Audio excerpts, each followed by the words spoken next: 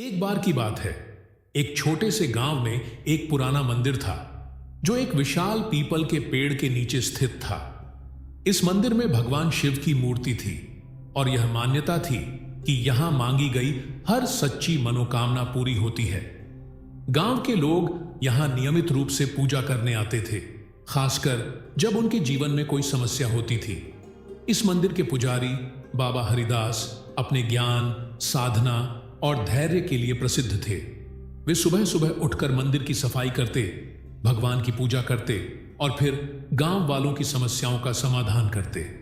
एक दिन गांव के कुछ लोग उनके पास आए और अपनी निराशा व्यक्त करने लगे। बाबा जी, एक युवक ने कहा, हम सभी यहां भगवान के सामने हाथ जोड़कर अपनी समस्याओं के समाधान के लिए प्रार्थना करते हैं, लेकिन कई बार हमारी मनोकामनाएं पूरी नहीं होती। ऐसा क्यों होता है? बाबा हरिदास ने उन लोगों को ध्यान से देखा और मुस्कुराते हुए बोले, आओ मैं तुम्हें एक कहानी सुनाता हूं जो तुम्हारे प्रश्न का उत्तर देगी।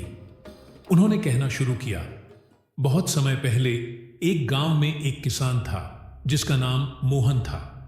मोहन के पास एक छोटा सा खेत था और वह हर दिन अपने खेत में कड़ी मेहनत करता था, लेकिन कई सालों से उसकी फसल अच्छी नहीं हो रही थी। हर बार वह भगवान से प्रार्थना करता था कि उसकी फसल अच्छी हो, लेकिन परिणाम वहीं रहता।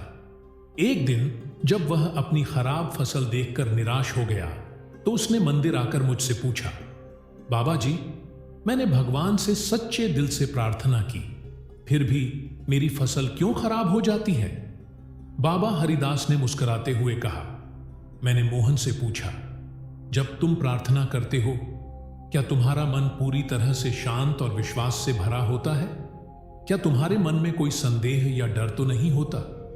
मोहन ने कहा, बाबा जी, कभी कभी मुझे डर लगता है कि मेरी मेहनत बेकार जाएगी और मैं इस बात से परेशान हो जाता हूं कि मेरी प्रार्थना सुनी जाएगी या नहीं। तब मैंने मोहन से कहा, यहां तक कि जब तुम प्रार्थना करते हो तुम्हारे मन में संदेह और डर बना रहता है। सच्ची प्रार्थना केवल शब्दों से नहीं होती, बल्कि यह तुम्हारे मन और दिल की सच्चाई और विश्वास से पूरी होती है। जब तुम प्रार्थना करते हो तुम्हें यह मानना होगा कि तुम्हारी प्रार्थना सुनी जा रही है और तुम्हारे प्रयास का फल मिलेगा।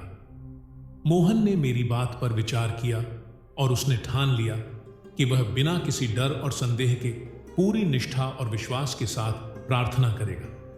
उसने अपने खेत में भी पूरी लगन और मेहनत से काम किया।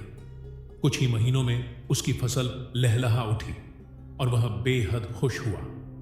बाबा हरिदास ने गांव वालों की ओर देखा और कहा, सिर्फ प्रार्थना करना ही काफी नहीं है। जब तक तुम्हारे मन में विश्वास नहीं होगा और तुम अपने काम में पूरी मेहनत और लगन नहीं लगाओगे, तब तक तुम्हारे संकल्प पूरे नहीं होंगे।